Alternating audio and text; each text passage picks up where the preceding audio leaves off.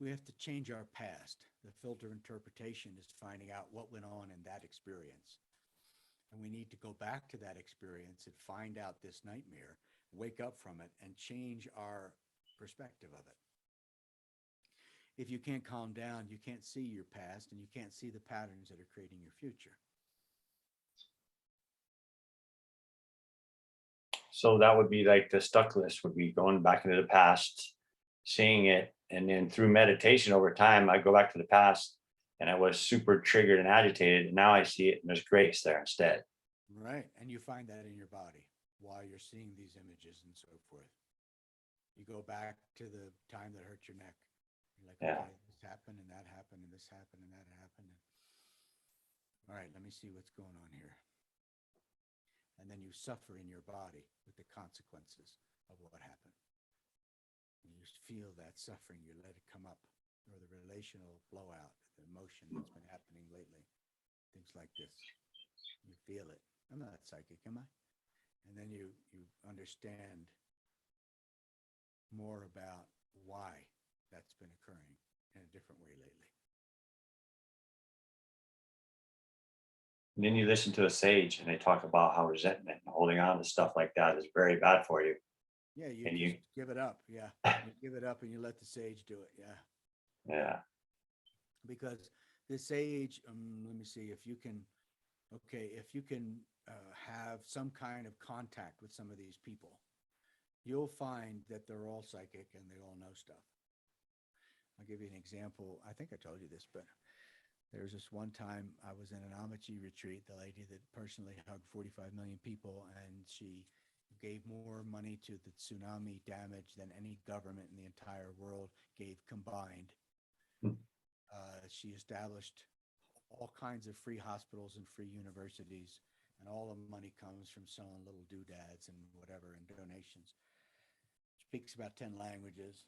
I've been next to her and embraced by her dozens of times. Um, with these kind of people, which there's a long list, miracles always happen, but they're not talked about on the higher levels. They don't talk about miracles and energy healing and all this stuff. You don't talk about it because it's a different world than the world. Well, I went up to one of the devotees one time and I asked him, "Can you tell me about some of the miracles that have happened? Because I know they've happened." And he said, "Well, I could tell you one thing." He said, "First of all, around masters, miracles always happen. And that's undeniably true. Also, it's undeniably true that people with terminal illnesses of all kind, stage 4 cancer and so forth, so forth, so forth, blindness, so forth, all of, they had healing. Deaf ears have been opened. Blind eyes have returned to their sight. Not Meher Bob, Meher Schneider, something like this. He wrote a book called Yoga for Your Eyes. He was born without pupils. The mm, guy can see and drives without glasses. mm. Well, anyway, it's beyond imagination, endless. But I have a problem with talking like this because people are so slow and they haven't done any research that I really am not interested to teach them. So I'm thinking about other people listening besides you. But I asked, I mean, I limbs straightened out. I witnessed more things. People have no capacity to study the solution of spontaneous remission in medical science. They study the disease, Mm. which has some value. I understand. And, you know, a mechanic, if I get an arm chopped off or if I have a terrible disease and I need their help, I'm going. But I think we better look at causes more than outcomes. And science tries to do that, but they're very infantile. It's just the way it is. So I asked him about miracles, and he said, "Well, I can tell you one thing." He said, "When I was a boy, young boy, I went to Amaji, and I told her that my mother lost her earrings, and that I was sad about that. And I just saw her one time, and she gave me a hug. And never forget, the woman's personally hugged 45 million people." And he said, then after that, I was a teenager then, and I went off to college, and I went to master's, and I went to PhD in engineering, and had a career. And I hadn't seen Amaji since I was a boy. And I went back to see her as an adult. And the first thing she did, she looked at me and she said, "Did your mom ever find her earrings?" Now, that kind of stuff Mm. is endless. But the problem with the human mind is that they're not really teachable or receptive, the average human being. So they can't really enter that world because their mind is so subject object oriented that every time you present the evidence of spontaneous remission of stage 4 cancer, for example, Mhm. they just say that's an anomaly or that. So they don't study that.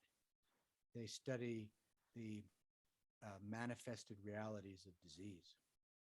They don't study the irrefutably scientifically correct endless events of spontaneous remission of all kinds of diseases. So once you get into the experience of, I call it cellular suffusion, it means that your cells are so suffused. Now, love and sex does that. When you fall in love, you become happy, you have the greatest sex you ever had, then you sleep deeper than you ever have, and then you wake up and the whole world's in a better mood. That's the honeymoon effect. Mm. And if you can experience that, then you can experience meditation, including the moment where there's transcendence. So if you look at the experience of love and sex and the tender cuddling for hours on end and the endless listening and you totally love hearing the person talk, that experience of surrendered acceptance, not just one personality, but to all personalities, becomes the miracle streams. In other words, the sights, the sounds, the sense, and it turns you on. But when you have that sexual magnetic heat, you don't use it for orgasm and sex. You use it for washing your own internal body by moving magnetism with your mind. Every thought you have creates an electromagnetic frequency signature. Your hands change an electromagnetic frequency signature in terms of both coherence and amplitude. It's all heart science. Mm. The heart has a 40-foot field of magnetism that's measurable by the magnetocardiograph. The most advanced way to diagnose the brain is the magnetoencephalograph. All of this informational magnetism makes its way to a credit card. In 1 second, the information's changed. It's magnetic signatures. So the whole universe is light and energy and matter. So in meditation, you get back behind the scenes of environment and you have a moment of the childhood mystery where the sunlight and the twinkling water and the stars and the rustling leaves and fires and animals, it all becomes completely absorbing. So these flowers give absorption. This light you can absorb something good from it if you enjoy the light and you enjoy the flowers. The sky can give you some nourishment. The earth can give you nourishment. So an enlightened person co-processes the field of informational magnetism and the varied and vast nature's nourishment through complete surrender.